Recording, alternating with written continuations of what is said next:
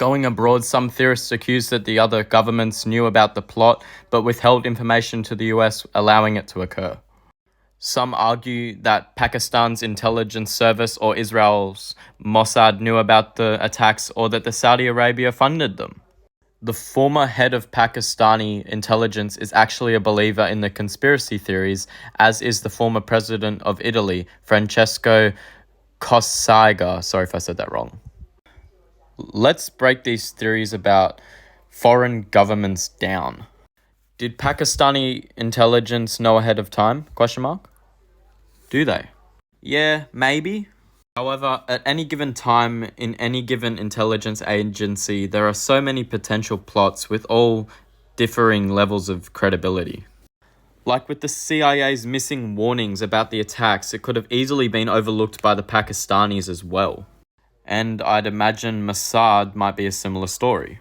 As far as Saudi Arabia goes, it has such a giant royal family and so much money flowing in and out of its government that some of that money could definitely have been wound up in Al-Qaeda's coffers. Whether this was part of official Saudi government policy, it is quite a hefty charge without anything but circumstantial evidence. And Cossiga rescinded his trutherism. So here the conspiracy people might be right. There might be a log in some intelligence database about the 9/11 plot and Saudi money probably did get in Al-Qaeda's bank accounts. But it's just a tad more complex than that, I suppose. Some theorists claim that forensic evidence of the attack was covered up as well. These theories range from denying that the Flight 77 was black box.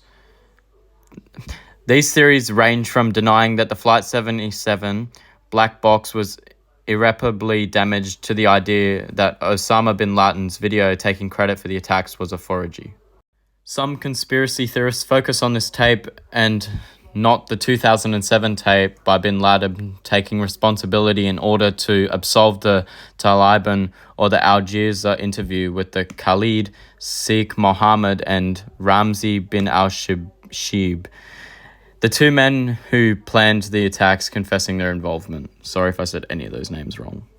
The US has arrested quite a few people who have laid out the story of the attacks rather well by this point.